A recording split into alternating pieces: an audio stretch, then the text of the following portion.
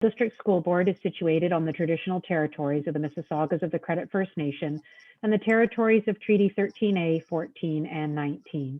I make this acknowledgement as one demonstration of our commitment to truth and reconciliation. We honor the Indigenous people who came before us and the continuous Indigenous presence on this traditional territory on which we work and learn. I also want to acknowledge that there are many students, staff, educators, and administrators who are Indigenous and are not from this territory, but who form part of our Appeal Board community. I'd also like to take this moment to acknowledge today that I believe it is a COVID Day of Observance. We are at the year anniversary, and many of you may have been impacted by this pandemic. You may have lost somebody close to you. You may be struggling with different levels of anxiety because of the pandemic. And I know just as your superintendent, I cannot thank you enough for the work you're doing both in school and online as we try to navigate through this crazy time. And you are a stable force for many of our students and their families. And that has not gone unnoticed, although I know at times it may feel that way. So a very heartfelt thank you from myself and all your administrators for all the work that you are doing through this pandemic. And all I can hope for is that September we'll see a different view for all of us. So I'm super excited that many of you have chosen to join us here today. And this is the first of a 4-part lecture series with DR.ABC, Dr. Andrew B. Campbell. And I did send you his bio, but I am going to share it with you in case you didn't get a chance to read it. He is a graduate of the University of Toronto with a PhD in Educational Leadership, Policy, and Diversity. He is currently a faculty member in the Master of Teaching program at the U of T and an adjunct assistant professor at Queen's University. He is an Ontario certified teacher and has been an educator for over 25 years in countries such as Jamaica, the Bahamas, and Canada. Dr. ABC has authored 2 books, Teachable Moments with Dr. ABC, A Spoonful for the Journey in 2015, and The Invisible Student in the Jamaican Classroom in 2018. His research and scholarship focus on equity, diversity, inclusion, racism, anti-Black racism, cultural competence, educational leadership, 2S LGBTQ+ issues, and teacher performance evaluation. Dr. Campbell continues to present at various peer-reviewed academic conferences across North America and the Caribbean. He is a workshop facilitator, a motivational speaker, and has delivered several keynotes. He appreciates fashion, enjoys traveling and meeting new people, and equally finds pleasure in bringing his community together to share a good meal. And I think above all, having been able to connect with Dr. Campbell and hear him on a couple of different occasions already, you are very lucky to be here today because his warmth, his humor, his passion and compassion for the job and the work that we are trying to do here in Peel is unmatched. And I've heard a number of speakers, and so I'm pretty excited that we've been able to secure him for our family of schools. And there will be a chat format here. So, and once he's finished his sort of overview and his work on introducing us to anti-Black racism, which I know many of you have some knowledge in, but there's always something new we can learn and things we can pick up. And the end of the session will include a Q&A. And if we don't get to all the Q&As, we will take note of those and try to answer those as best as possible for you. And I also hope, so I don't forget to say this at the end, that you grab a colleague for the next one, and so that we can grow the audience for this one. And I appreciate you joining us on your own time after a long day. So welcome, Dr. Campbell, and let's get started. Thank you so much. Thank you so much, Dana. Thank you so much. And welcome, everyone. I really appreciate all that was said. And thank you for being here, as we said before. Thank you for being here. Thank you for engaging. Thank you for being a part of all of us. Remember that this is being recorded, so you can share that link when you get it. You'll get that link by tomorrow, I'm sure. I'll send that link to Dana by tomorrow. Dana knows, we work together as a group, and you can share it to your peers. But being here is also important. And I wanted to let you know that we particularly use this format. So we are using a format with the chat box. The chat is open, so please feel free to use the chat, to comment, to answer a question, to participate. We want you to do that. So first thing I want you to do, if you have the ability, no rush, if you have the ability to do that, I want you to turn on your camera for about the first minute. Remember, it's also being recorded. So if you don't wish to turn your cameras on, that is fine. Absolutely no problem. Just to say hi to everyone. I like to do that. This is a face-to-face connect for the first minute or so. And I see a lot of faces that I've seen before. So I've seen faces that I've seen before. And I see Natasha Farah. I see Natasha. I was like, Tim on, I see you. And it's weird. This is the weirdest thing that I came on and I saw you. And I saw a couple of other names and people who have participated before, because I have on my paper, I know you can't see it, on my list. Before I get into anything else, I want to say something. And I want to say this, there's a lot going on with equity, diversity, and inclusion, and there's a lot not going on. And I want to really say to people who are doing something and you are here, I want to say, I see Maya, I know you, lot of faces, I see you all. I want to say, continue to do what you're doing. And I literally added my notes. The first thing I want to do is to say hats off to you all who are doing the work. Today I had a meeting with a director of education from a different school board, not in Ontario, so I'm out of Ontario. And it was a kind of sad meeting. It was a kind of a sad meeting. And the director, he wasn't even playing. He was just said, a lot is not happening, just not. And we talk about all the not happening. And it made me sad, but I realize the work is a lot to go. But what makes me happy is when I go into spaces and I see people who are doing the work, and you're coming and you're collecting and you're drinking and you're participating and you're sharing and you're going out and doing the work. And I just want to say to you, this chat is going to be an active chat box. So you comment, you share. We are not recording the chat box itself. If we go into a breakout room for 5 minutes, that is not going to be recorded. So I want you to feel free to share, okay? And invite your pals to come along. This is, Dana made this available and we talked about it, and she specifically said, no webinar. We need engagement. We want to grow. We want to talk. We want to learn from our errors and our mistakes. I really want to center that today about how we're going to do this work and the fact that this is work to be done.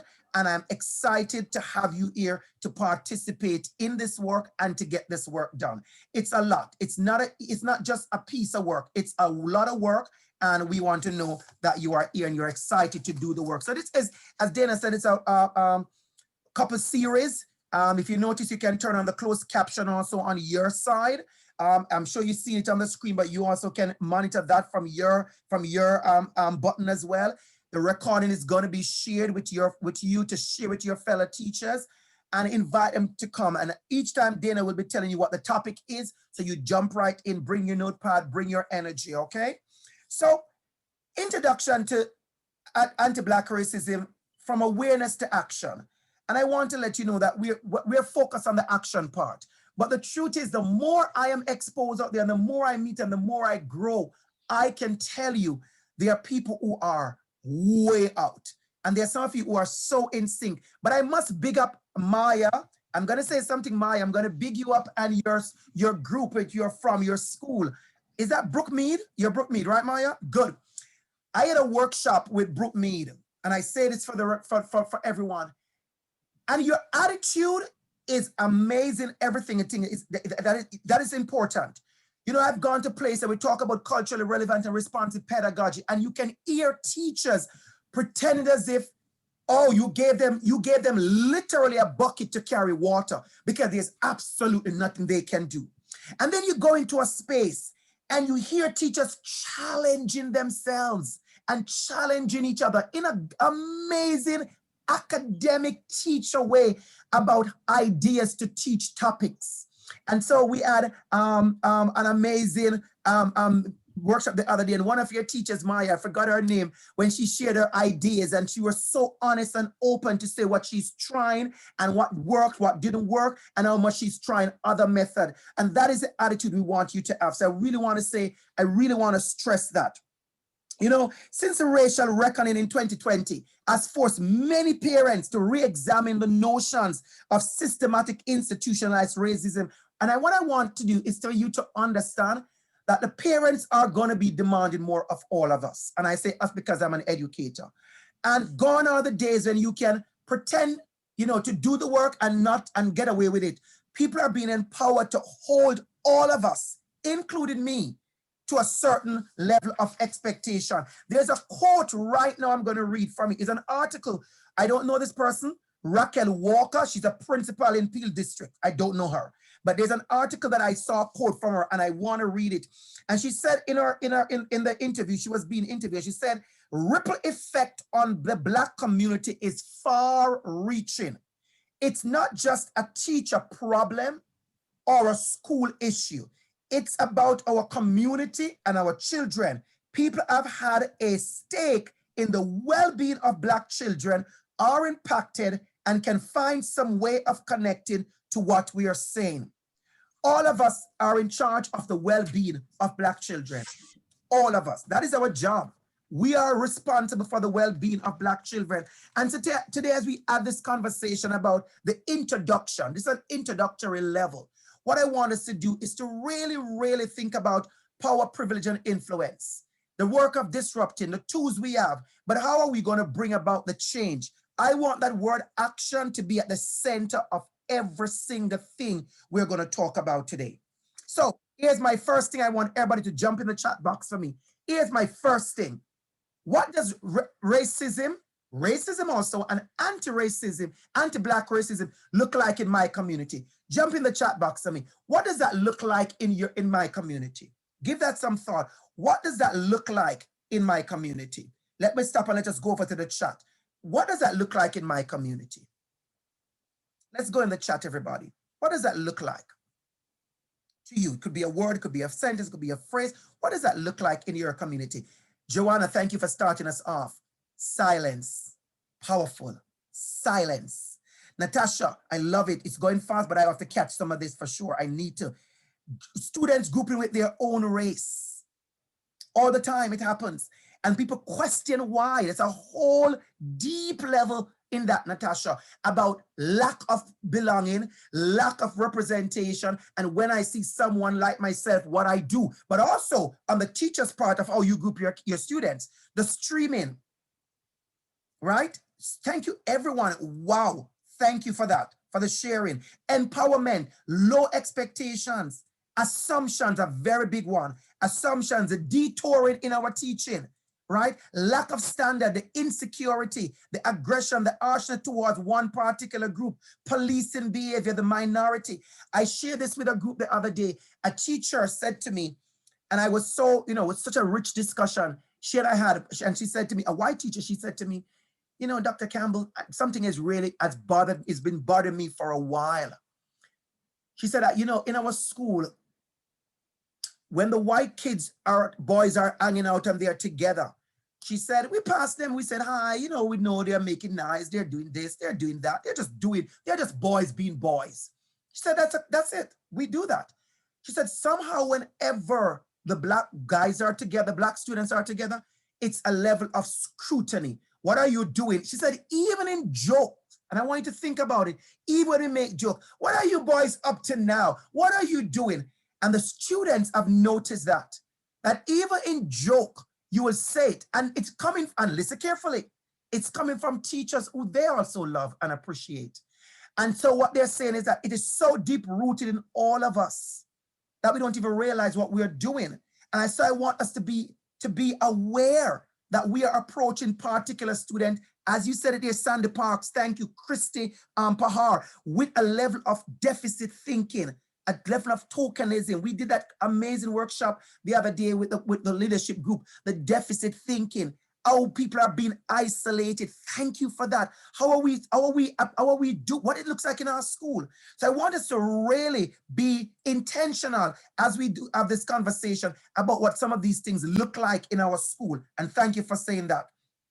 So as we move along, here's my first thing I want to say to you. So what we want us to do is, and I don't think none of us in this room, we are stuck, where we are trying to figure out what racism and anti-Black racism looks like.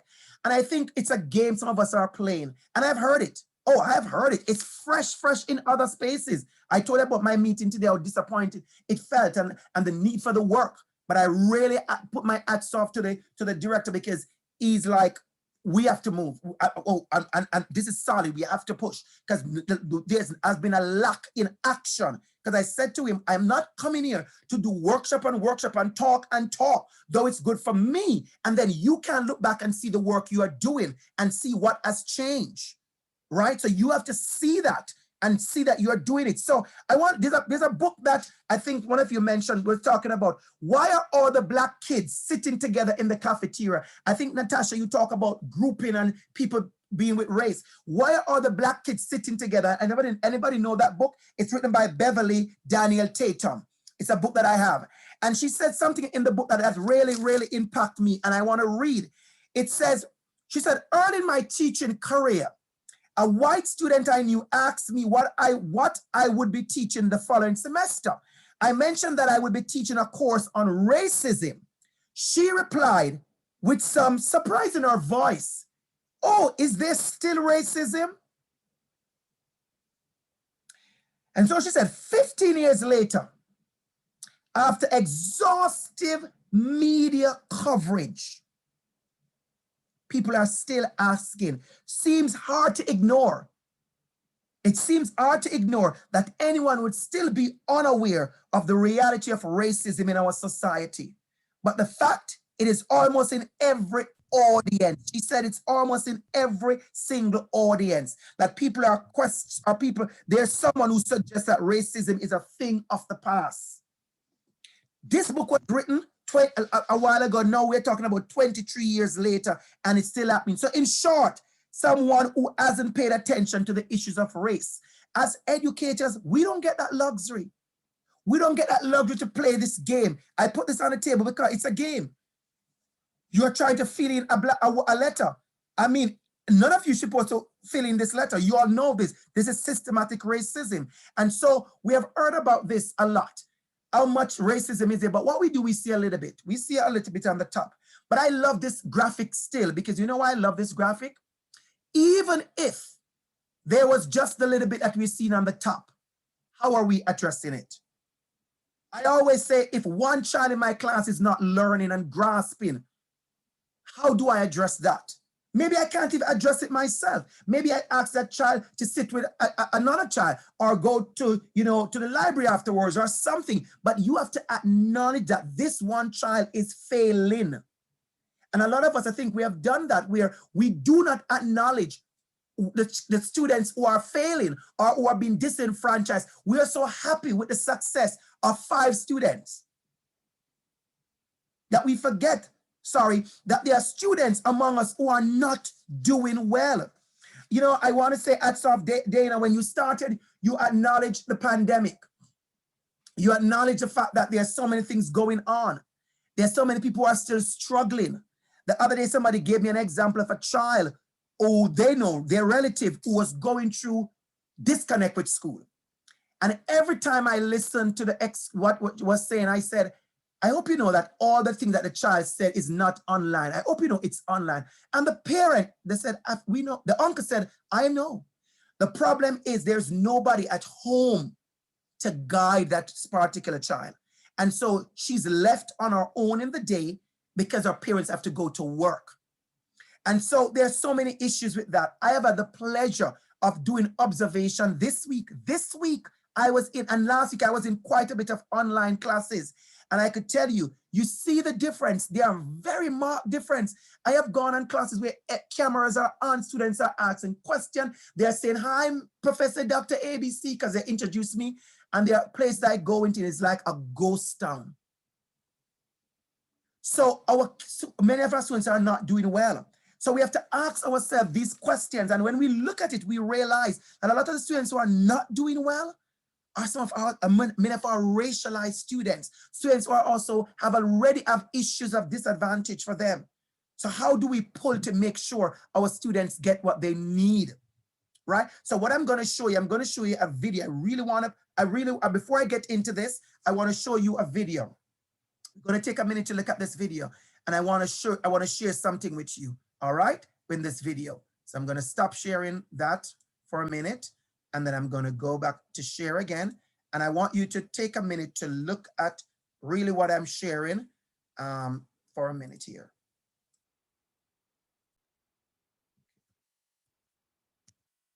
minute.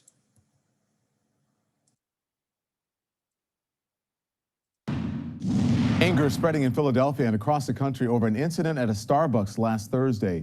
A manager calling police asking that 2 black men be removed from the store for trespassing. The men had asked to use the restroom, but were told it was for customers only.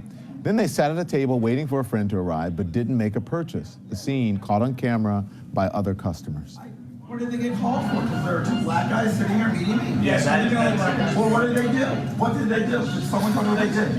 They didn't do anything. I saw the entire thing. They didn't. What did they do? Nothing. The woman says. The 2 men arrested and handcuffed. They weren't charged and eventually were released. Joining me now is Melissa DePino, an eyewitness. Melissa, thank you so much for joining us. You were in that Starbucks when these men were arrested? I was in the Starbucks. And tweeted out this video. So tell us what you saw leading up to this video.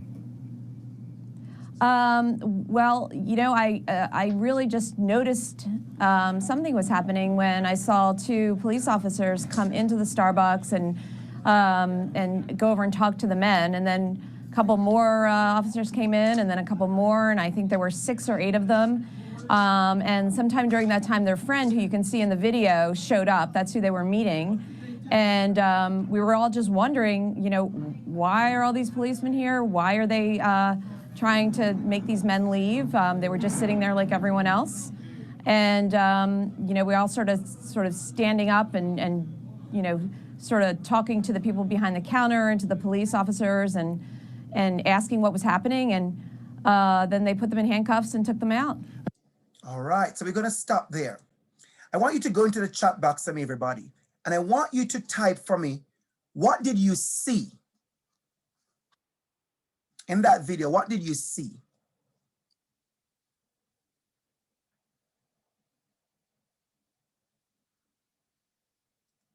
Up to you. What did you see?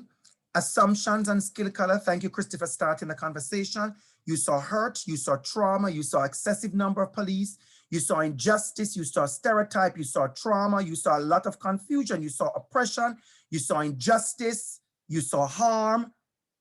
Notice the choice of word we are using. Thank you so much. You saw all of that. Continue sharing. You saw compliance.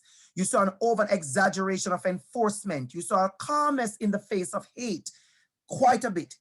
Okay, next question. Thank you, everybody, for sharing. Next question. What did you hear?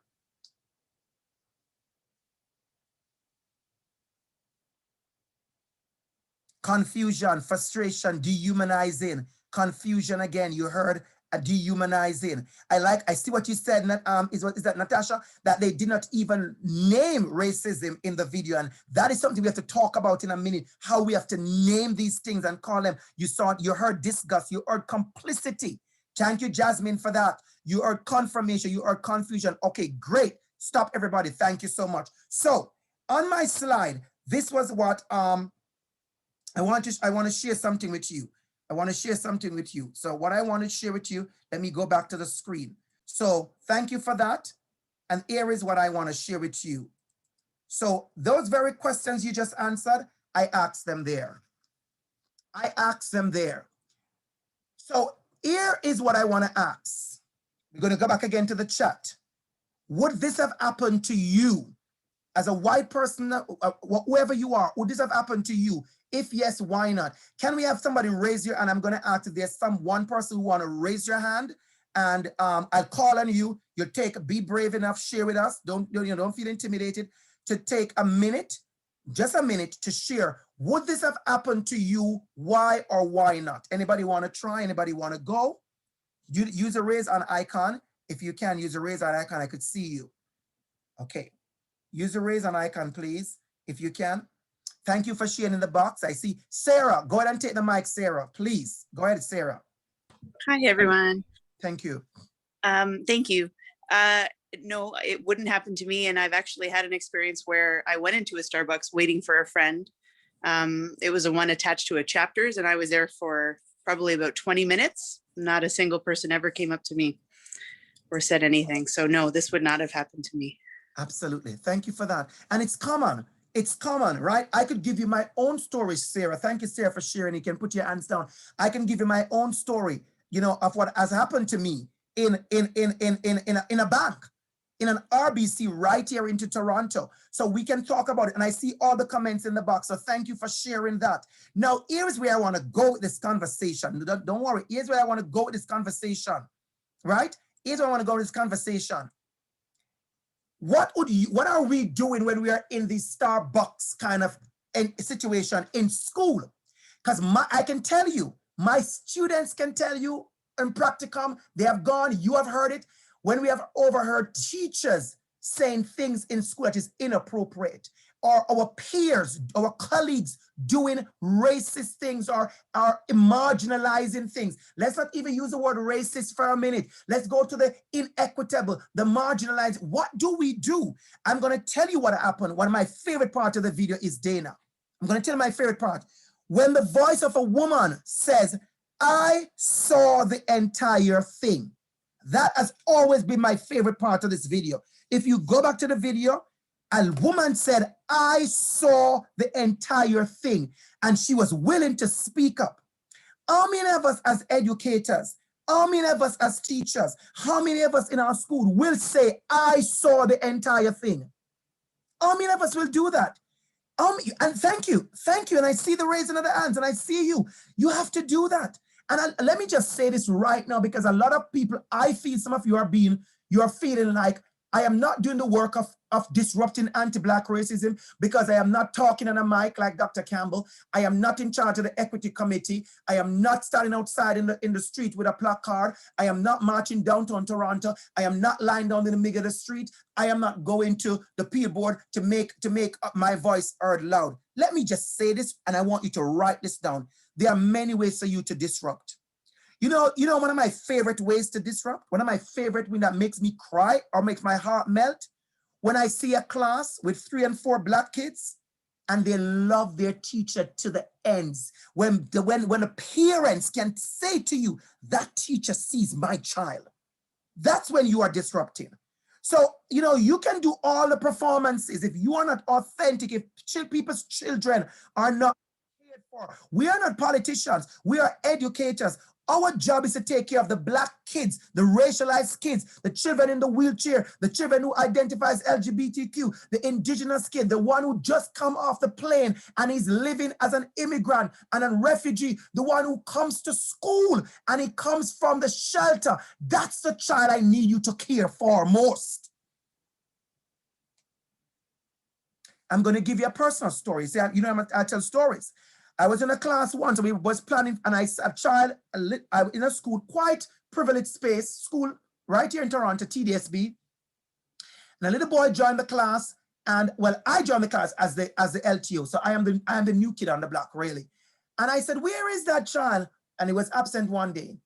Another day, he was absent. So I said, where is he? Like, I need to get my work done. I need all my people in the house. That's how I teach. That's how I talk. And a child raised their hand. Very matter of fact, says, sir, he's absent, sir. He's a CAS child, and he's what do you call the word again? Not adopted. Anybody help me with that word? Fostered. He's a foster child. He says, sir, thank you so much. He's a foster child, and he's not going to come to school all the time. Very matter of factly. The expectation for that boy in that class was extremely low. And you know what that came from? That came from, where would a child get that idea from? It came from the energy in the room. It came from teachers as well. It came from conversation they overheard, looking at this child as, well, he's adopted, he's in a foster care, he ain't gonna be much. And in a school like that, he was one of only 2 Black kids in the class. And he was one of about 6 Black kids in the entire school. And that was a narrative. That was a narrative. How are we working to disrupt? I see what you said, Madre. I love what you said. There are many cases as BIPOC educators, they feel they cannot speak up in case they'll be targeted themselves. But we must, in order to disrupt, create safer environments for our students. And I want to add to what you just said, safer environment for our teachers as well. So I'm going to tell you something why I read your statement, Madre, and why it resonated with me. I'm going to tell you why it resonated with me. Thank you for saying that, Madre. I was on a talk the other day at the University of Toronto, and this is absolutely for our recording. And the dean came on. It was a black faculty in conversation, all black faculty. You know, I am an adjunct. Everybody there is full-time tenure. I am the, you know, I'm the outside and the inside, you know, that kind of way. And I'm there. And the dean came on and the dean was talking. And listen what he said. It has not left me. I've repeated it 50 times and I'm going to repeat it 50 more times until I totally get it out my system. He said he wants to thank the panel of black professors who doing this and taking the risk to do this. I want you to listen what he said. That thing bothered me for, you can realize it's still bothering me. And this is for the recording. It bothered me all evening. It bothered me the next day, the next week, the next month. It's still bothering me. Why is it that I'm an employee, a qualified teacher, a PhD from the same university, doing an amazing job? Why is it that I should be taking a risk just talking about racism and talking about equity? Why is this a risk? You want us to be very honest? Why it's a risk? Exactly what you said, Madre. Exactly what you said. Because we know you could shut down my voice in powerful ways. And let me tell you what I said, because you might not realize it. It's a recording, it's there, so you can get a copy of it. I said, my job ends the 30th of April every single year. For me to work May and June or the next September, I have to keep applying. The only thing they have to do to shut down my voice is not give me the course again. I want you, why I share this with you and why I rushed to what you said, Madre, is because it touched a nerve. Because I want us to understand how oppression works and how people are handled and how we are dealt with. Why would that be a space for me to take a risk in? Why is that risky? Why is me talking to 76 of us? Why is this a risk? Why? Why is Madre speaking up and Natasha and Diana and everybody Usha? Why would you be risking? Why? Because we refuse to acknowledge how power works. So I have something to share with you. So remember the video I just shared. So I was in a meeting. Let's get back to our screen. I was in a meeting. And when I was in the meeting, I was sharing the exact same video. Same video. And the gentleman stopped me and he said to me, oh, you know, we have to be careful how we use certain examples. He said, but be careful how we use certain examples from America because this is not Canada. Remember, we're talking about awareness. And it was 13 people, 13 leaders in the room, one black woman, as usual, a black woman. And she spoke up. And you could hear her voice literally trembling. I wish I wanted to contact her one of these days so she could be in some more workshop with me, even, you know, free of cost. You could hear her voice tremble. And she said, I live in, funny enough, she's from P, but it's not an education group, this is a different group. She said, my son is 6'5" and he's 17. She said, he comes home with these stories all the time. And her voice trembled because this man in the meeting, manager, stopped me to quote unquote correct me. So what I did, I went in and this is what I showed him next. This is Canada. Let's watch.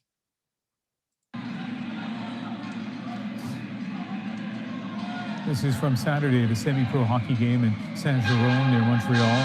Fans yelling racist slurs at Jonathan DR.ABC, who is black, one even leaning over the side of the penalty box to taunt him. And it didn't stop there. Fans turned on DR.ABC's father and girlfriend who were in the stands, insulting and threatening them as well. Our Alison Northcott now with the story behind the video and the outrage it sparked. I had to put my jersey over my face because I had teardrops, you know? Jonathan DR.ABC says he's faced racism before, but nothing like this. They started yelling racist stuff at my parents and my sister and all that, and myself. Good old Negro and all that, the baboons, like a bunch of stuff that was said. The insults, he says, came from a handful of spectators and were so bad he and his family left the arena before the game was over. Well, my dad was told to go back home, that he had no business in his country and all the stuff like that. People were like touching his hair. They were making fun of him. My sister was scared. My girlfriend was scared. He says referees and security guards did nothing to protect them. DR.ABC's league, the Ligue Nord-Américaine de Hockey, is I want to stop there. So I want you to understand. So this is what happened, and I showed them this. Of course, the conversation changed. But one of the things that, for me, that impacted me most about this, and I'm going to go back again, I'm going to share, that impacted me most about this, and I want to ask people, is this picture. And I said I counted a number of young students in this picture. What is the conversation in school tomorrow? What is the conversation at home? Because when I talk to parents, I love to use this video when I talk to parents. And when people come, I said, what is the conversation? Because you saw a Black man being ridiculed. You saw the family. You saw what happened. You saw how he's being escorted out. He couldn't even sit down and watch his son be great. He should have a first-class front ticket to watch his son be great. He had to be escorted out. Fear of his life. Touch his ear. Go back to where you come from. This is Canada. So I want us to be frank about the history of anti-Black racism. We talk about the Stephen Lewis report that named anti-Black racism as a concern. This is not new. That is the context I want us to understand. This is not a new narrative. Other racialized groups, Black, Indigenous, people of color, impacted by systematic discrimination in Ontario. However, Black community is vulnerable and acutely disadvantaged. Canada has a long history of slavery and segregation. You know what I find funny? Whenever we talk about Harriet Tubman, I said this a million times, you must have heard me say it. We have this notion to talk about her as if she had some ticket on a train, and she's this great woman who did all this work, and we forget to include in the story that she was a refugee. They needed to kill her. They were hunting to kill her, shoot her on sight. We forget to talk about that. We talk about Martin Luther King Jr. as if, we love to quote the I Have a Dream speech.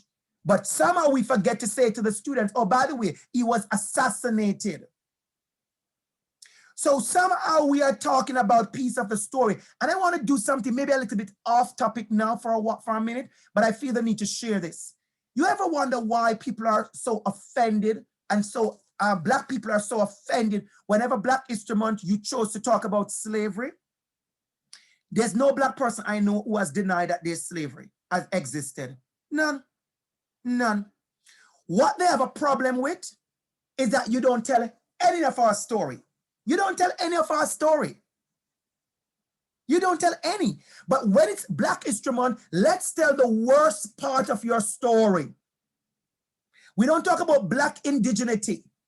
We don't talk about how many diamonds and pearl and precious stones I've taken from Africa and how much is there. I've been watching a video. You can watch it on YouTube. I love it. I subscribe to a channel called Top 5, and they talk about the top 25 cities to visit in Africa. You should see. I can't wait. I was supposed to go to Ghana last year, but because of COVID, you should see. We don't talk about that. And let me go into a little bit of culturally relevant and responsive pedagogy. So when you're talking about homes, let's just talk about homes, just homes. Somehow you're teaching a lesson and you're showing pictures of homes where people live. Wouldn't it be something else to show my house? Oh, I live in a townhouse. You show another house. Wouldn't it be nice to show, show an indigenous community? Wouldn't it be nice to show a community in Africa, a beautiful community where people live? Another one, maybe somewhere up north, show an Inuit community. Isn't it what you're doing there is exposing your children, listen me carefully, to a level of cultural competence. You cannot keep using one narrative. You cannot keep using one voice. So when we ask you about cultural relevant and responsive pedagogy, I know this is not the evening we're talking about this, but I want to go there. When we ask you to insert that, we're not asking you to do anything great or out of the way. We're saying use the skills and creativity you have to share the many kinds of narrative. That's all. So when you keep on not talking about Black in beautiful ways, and indigenous in beautiful ways, and immigrants and other things, and whenever you talk about immigration, it's an ESL problem, and it's this person don't know English. I gave a school an idea. I talk about it earlier. I said a child comes to a school who knows no English, but knows 5 different languages. Wouldn't it be amazing for you to get under the mic and say, good morning, school. We have with us one of our new students. You may have seen him in the hallway or on the playground. His name is Andrew Campbell, and he's new. And guess what? This morning, I am not going to say good morning.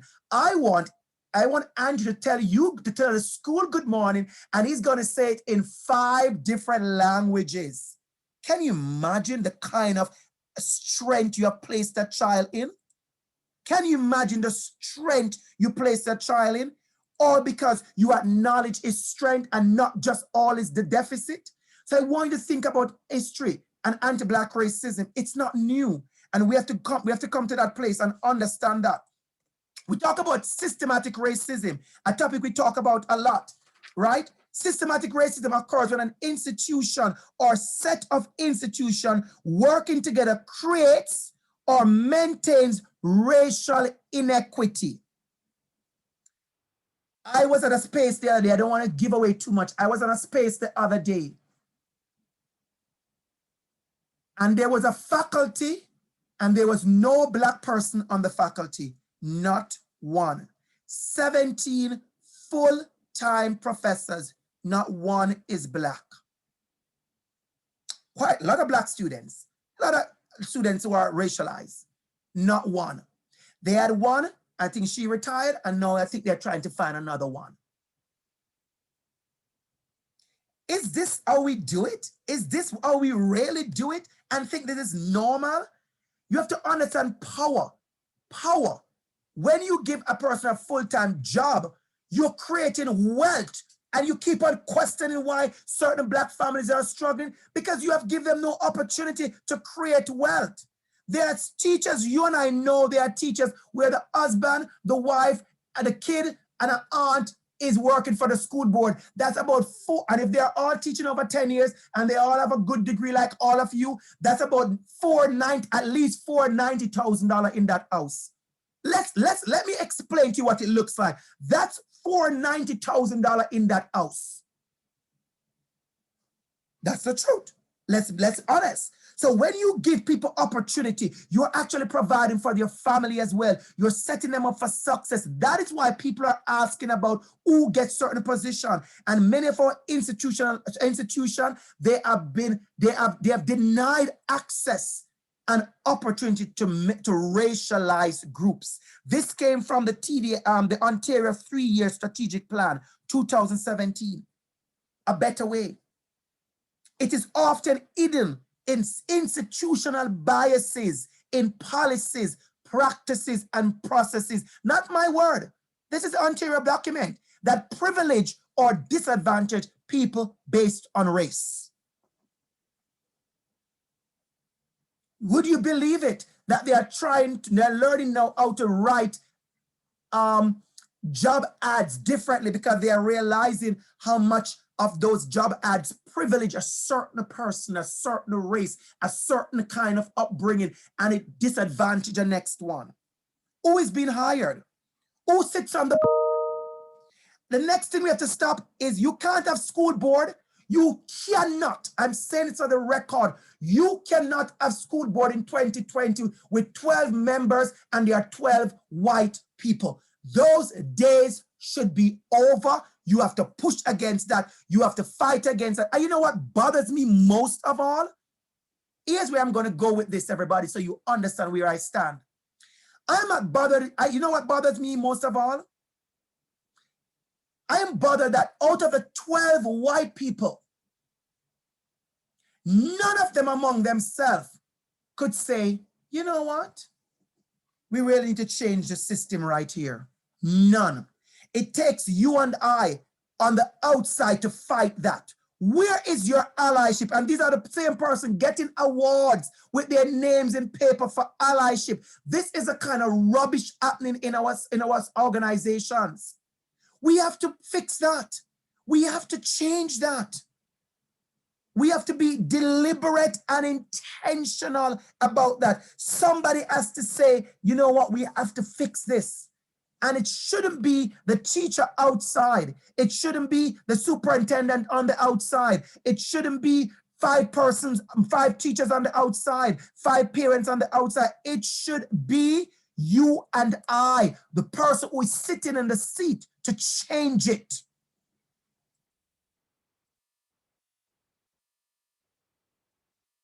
We have to be intentional. We have to be intentional. We have to be intentional, everybody, about how we're making changes. I spoke to a school the other day. I spoke to many places, so you won't know which school. It's not a public board. And they had a staff of over 125. 2 black persons on the staff, 2 persons of color on the staff. I pulled the administrator aside and I said, you have to change this.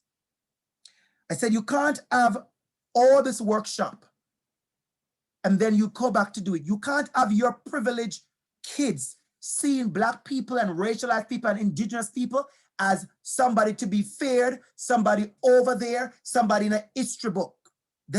These kids don't even realize they're indigenous people among us because you speak about them as if they're in a history book somewhere. I said, you need to have higher practices that are different. And I said, for me, I would ask you to be intentional about coming September 2021. I want you to intentionally hire racialized teacher. And I said, and I don't hire them to be the SNA, nor the ECE, nor the cafeteria woman, nor the gardener, nor the janitor. And I was dead serious. I said, you're a chemistry teacher. They are there. And I know some of you are listening to me, maybe coming with that foolishness that people come with. I hear you. I could feel it. Somebody saying, well, they didn't apply. That's a lie. That's a lie. You and I know that's a lie. They apply. They didn't get the job. We see it all the time. That is what we keep on saying. They didn't apply. But let's say they didn't apply. They didn't apply for 2 reasons. They know you won't employ them. I've been there. I have been there where somebody said, oh, Andrew, would you? And I go, I wouldn't apply for that job. They don't want black people over there. I don't. So that's number 1. Your culture, your climate, your energy tell the world you don't want black people there. Number 2 is you have to put effort in making change. You have to put effort in making change. Change is going to take effort. Change is going to take effort. Change is going to take effort, everybody. Change is going to take effort. And so we have to see this in our school. In our system, we talk about it manifested in the opportunity and the lack of opportunities. There was an article from Peel where I read in the paper, and they said certain teachers would tap certain parents and certain children would be tapped. Who are you tapping? Why are you not tapping certain kids? We know it's called power. It's how power work. It's power. So what are you doing to change that? I always tell the story of a parent who came to a school, and I went to teach. I was teaching dance. As a matter of fact, somebody the other day said hi to me. She said, Master Campbell, I was teaching this school and I show you a picture. And the kid said, he taught us dancing years ago in a certain school. I said, yes, that's me. And there's a little Indian girl who was amazing. Like, oh, she was amazing. Oh, she danced with such flow, such amazingness. And so, of course, I put her to the front of the dance. I had parents going to the principal, telling the principal that Mr. Campbell had put a little Indian girl at the front of the dance, and their kids, their children are from ballet, and they should be at the front of the dance. This happened to me. This is my story. I'm not telling your story. I'm telling my story. This happened. This is how power works in a school. And if I was a weak teacher, what could have happened? So when the principal called me to tell me what was said, I said, well, you have to tell him that I'm in charge of the dance. And I say, who go to the front of the dance? And the best dancer goes to the front. And that's a little Indian girl. But how many of you would have done that?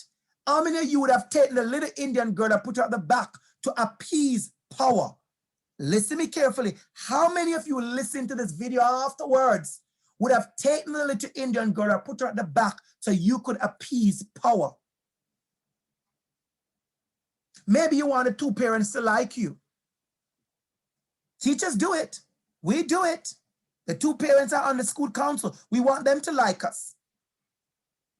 So we don't be brave. There are many ways for you to disrupt anti-Black racism, everybody, and racism and inequities. And I want you to know that some of the most powerful actions you can take is in your school. So let's get into quickly our actions. Everybody saw the action list? That's our action. We're not walking out of here without action. Let's get into our actions because that's what I'm all about. So we're going to start with ourselves. Understanding self. We're going to start with ourselves. How are we working on ourselves? And a lot of us, I think we are doing that. Are we working on ourselves? Our action. Are we working on ourselves? Understanding self is an action. How are we working on that? How are we doing that? Right? So we talk about who we are. We talk about our identities. Have you really unpacked who you are? Have you spent the time to unpack yourself? Right? I love this quote. If you do not know what bias you harbor, you are powerless against them. And you may be harming others unintentionally. In this case, ignorance is not bliss. Ignorance is a privilege. How are we harming people? That's from Jana and Freeman, 2016. A very good article, a very, very good piece of writing there. How are we harming students intentionally and unintentionally? How are we doing that? How are we doing that, right? How are we doing that? Think about that. Another quote, I love this quote from Guzman. I really love this one. Reflecting critically on our own biases and prejudice help us to develop the skills necessary to effectively interact and engage with individuals whose cultural background is different than our own. Realizing that everyone has bias is an important step for the building cultural competence. We have to understand and recognize that we all have our biases. How are we dealing with them? How are we unpacking them? I love what I see in the chat room. I love the comment there. Some actions are unintentional, but damaging and traumatic if not recognized. Absolutely. We see it happening. We see it happening. Sarah, I love what you're comment. Representation matters so our students can see themselves in those roles, in education, in politics, in sports, in positions of power. There must be space for this. Absolutely. Thank you for that, Sarah. So if we do not acknowledge all of that, so here comes the trouble now. Everybody get ready. Here comes the trouble. So what I want us to do is be very careful about this. Take a picture of this, everybody. It's called a white discourse. The state of being an accomplice partnership is involved. We have to understand this is when we talk about all this stuff, we always hear a teacher says, well, I am not a racist. I'm a good person. I've been teaching for 20 years. I love all my kids. My kids love. We are not talking about that. We are trying to attack you. We are trying to say to you, you are a part of a system that is doing this harm. How are you stepping out to do the work? So white discourse can stem from a sense of shame. What whites feel when confronting the oppressive nature of whiteness. Shame makes us fearful of acknowledging our complicity in racial oppression and lead us to engage in a prime feature of white discourse, defending our identities as good people rather than examining our complicity in structural racism. We want you to, as an educator, as a principal, as a trustee, as a board member, to say, what can I do to make things better? Not say, well, you know, I'm a good person. I've been doing this good work. No, we're nobody saying that. What we're saying, we have to know how to do this. I love this. And the same author, he says, with these drops, I love this part, with these drops of white discourse, listen carefully, white teachers uphold their race-evasive identities. Identities where white teachers deny the salience of race, deny their own white privilege, and the larger system of whiteness that governs educational institutions. We want you to own it. We want you to own it. If you say to me, Mr. Campbell, then what you want me to do, sir? What you want me to do? I want you to own it. That there are students, there are systems in our school that have disadvantaged. I'm going to tell you a story right now. I feel the need to tell the story. I feel the need to share the story. It's going to be a little personal story. I want to share this story.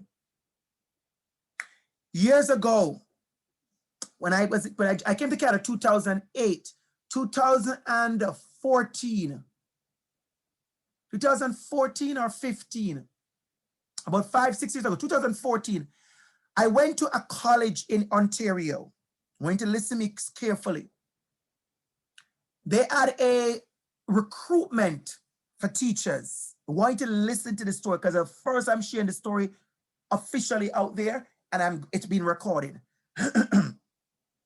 So my friend and I, he's doing his PhD. I think I just done my PhD. We're excited. We went to this college. It's a, instructor recruitment. They had a big, set up all kind of stuff going on, showing this, showing that, booth, all kind of stuff. We walked in and we were getting pamphlets, information. We went to speak to 2 of the different faculty, and you could sense that we were being spoken to by 2 different individuals as if they were questioning why we were there.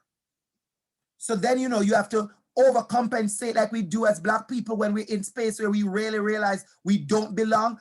All of a sudden, we take out our IDs, our metaphorical ID, our figurative ID, and we start to try to explain to them how we belong.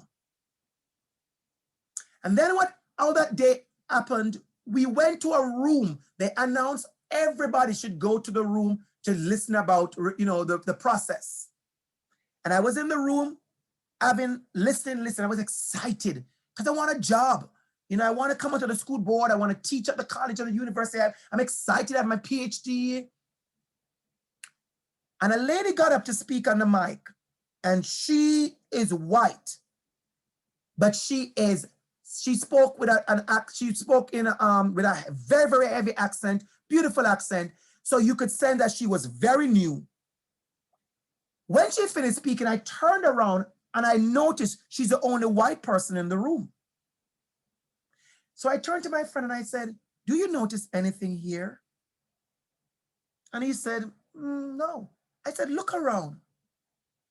And he said, "Look at me." And he said, "Other than the lady who just speak, all the teachers here are racialized. We're all Black or Indian people or whatever. And all the presenters were white." And then I said to him, "I wonder how the white people get jobs because they are not here looking for jobs." I said that. I said there's something going on because the only people here sitting down being schooled about how to go for a job is racialized people. I said, we are all the white people. And I thank you for saying that big wow, Natasha, because I'm saying to you, and I hope you understand, there are some emotions coming back to me because I remember that Saturday morning. I remember how I left there disappointed and I left there hurt. And when I walk out, I pull a young lady. I'm telling the story because it's important. I pull a Black young lady who she had a badge on, so she worked there. And I told her what I felt. Because I thought, she was an ally, a Black woman, she would understand. Apparently, she told somebody what I said who knows me. And the person saw me, I'm telling the story, the person saw me, listen to me carefully, in a store downtown Toronto. And they pulled me aside to give me some feedback because I heard I said this to the lady, a lady. And she said, somehow the lady felt like when I said that, I had no humility. What she's trying to say that I should be so privileged to sit in a space where only Black and racialized people were being schooled and how to get a job in a place like that, where everybody is keep on hiring their friends. I'm going to say something very raw. I'm going to say something very strong. You all need, white people, you all need to stop hiring your friends and not hiring other people. You all need to stop reproducing sameness. You need to stop marginalize, disenfranchise, pushed aside, exclude, racialize people who are qualified and are able to do the work. You are not giving them opportunities because you know opportunities mean shared power. So we have to be careful of this white discourse. So diversity, another action we said on the action list is the awareness of self. That's another action on the list. Awareness of others. We are aware of ourselves. Now, are we aware of others? Are we aware of others? Are we aware of others? You have to be aware of me. When Dana spoke to me, we had many conversations. She was quite aware she's speaking to me. You have to be aware of the other and how they show up. I want you to notice even my pictures that I select. I want you to know, take a little hint from even the pictures I put in my PowerPoint. We have to not show all our kids in deficit all the time. So the research says it. The research says it. And we talk about, I don't see color. Guess what I'm telling you right now? I want you to be color conscious. I want you to be color conscious. Take a picture of this, everybody. And I want you to share that later on in your social media. I want you to be color conscious. You need to be color conscious. Not, you know, I don't see color. We want you to see color. Because when you see color, it allows you to understand the complexity of racial issues. It allows you to understand somebody who is immigrant and when they come in and how they're spoken to. I came here as an award-winning teacher. I have been to school as a substitute teacher. That teachers speak to me as if I never taught a day in my life. And I don't think they mean any harm. That's just how they are wired. That they're wired to look at less, to look at difference as less. I have been teacher of the year 3 different times, but 2 big official time. I'll tell you the story another day about the unofficial time, but 2 official time in 2 schools, right?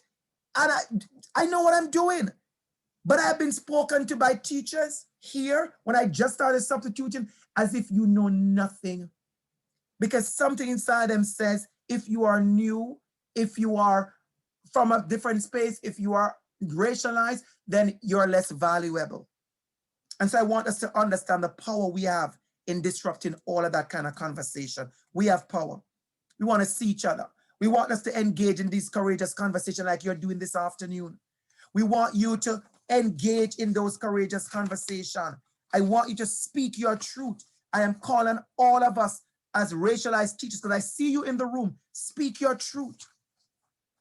And I'm going to say this right now because a lot of persons don't get it. Doing the work of anti-Black racism, equity, disruption, you are not going to get any award for that. Nobody's going to give you an award for that. This is the job you won't, this is the one you won't get the award for, because disrupting anti-Black racism is not what people want you to do. I'm going to repeat what you said, Natasha, there. I really want to read that in the chat. You said they are wired to look at difference as less. Absolutely. Absolutely. I want you to engage in these courageous conversations. We have to have them. And I can tell you change is happening because you and I are engaging. So hear this now. Hear this. I put this specifically for you all today. Nobody has seen this before you. You're the first person I've seen this because I worked on this a couple of days because I want to talk to this Dana FOS and I want to start it with you. Other person would see it, but they have seen it after you. Implication for your practice teachers. Implication for your practice teachers. And I'm going to show you what I did. I kept the same photograph, not because I'm lazy. You all know me. I love pictures, but I did for a reason. I want you to see the headline, Black Students Call for Action.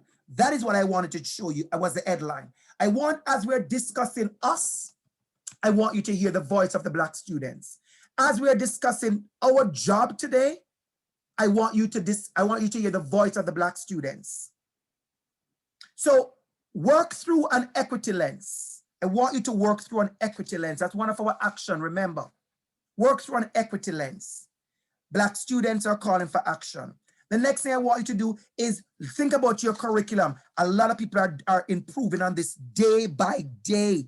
I could see it happening. Thank you for the work you're doing in that. I see it happening in many workshops I go. People are giving me more and more ideas. The other day I was in a workshop and a teacher from it was another school, a different school, and she was sharing all her water unit ideas. Oh, it was amazing. She brought culturally relevant responsive pedagogy to the front of the room, and she taught the chemistry lesson as beautiful as you could ever teach. She's talking about water purification, but she talked about First Nations and talk about the lack of water. She talked about water as a source of how important water is. She talked about the history of certain spaces, of how the lack of water in certain spaces. Then she came to dirty water. Then she came to purification. She did the entire chemistry lesson, science lesson. She didn't go off the curriculum. She infused, our students walk away with more cultural competence. They walk away with more cultural critical consciousness. That's the word that I know Dana is waiting for. The critical consciousness, Dana, we're gonna get to it soon. They're walking away with that consciousness that, hey, I have water in my pipe. There are people somewhere without water in their pipe. What do we do? The next one for your implication, everybody. The next implication is your school culture and climate. Is your school culture and climate. So here comes my favorite slide for the day, Dana. You know, Dana, you are opening like the gift package because other people will be getting this, but you got it before. So yes, I said it for the recording. Dana got it first. So watch me carefully. I love this. Everybody ready for me? Let's go. What anti-racist teachers do differently? It's a beautiful article. Get ready for this. The first one is your reflection. So write this down. And this one is focused on reflection. To fight against systematic racism means to buck norms. Anybody ready to buck the norms? I know some of you are bucking the norms. I know you. I've been watching you. So if you're bucking the norms, anybody ready to buck norms? Educators at every level must be willing to be uncomfortable in their struggle for Black students, recognizing students' power and feeding it by honoring their many contributions to our school. But I'm gonna say something to you right now. I'm gonna say something to you. You see, when you do this for the Black and the racialized students, you're going to realize you're going to do it for the LGBTQ students. You're going to do it for the student who is disenfranchised because of a language and accent. The student who wears the hijab that is being disenfranchised. The student in the wheelchair. We're talking about equity for all. I have to put that in. We're talking about how we're making school safe for all. Because we are being brave. We are asking the students to be brave. Can we be brave, teachers?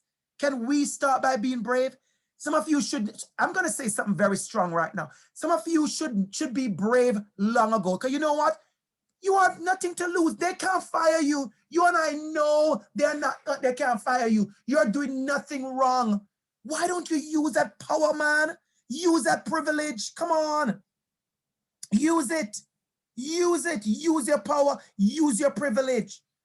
Use it.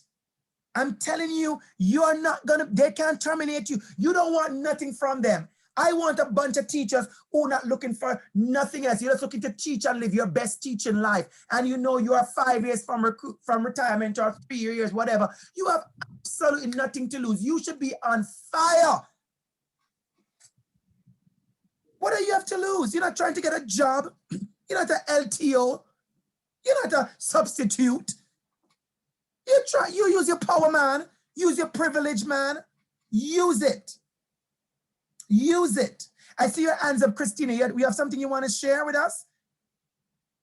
Or you just vote? No, I was just saying I'm ready. Yeah. You're ready. Thank you. Thank you. No, thank you. I have to acknowledge you. Thank you for that. So here comes the next one, which I love. Here comes the next slide, everybody. What anti-racist teachers do. Next, I keep the same topic, but different slide. Get the next one. Teachers need to insist on using their own power to consistently reveal and examine their practice. Seek input from Black stakeholders. They must invite Black parents to the table, listen to their concerns and ideas, and act on them.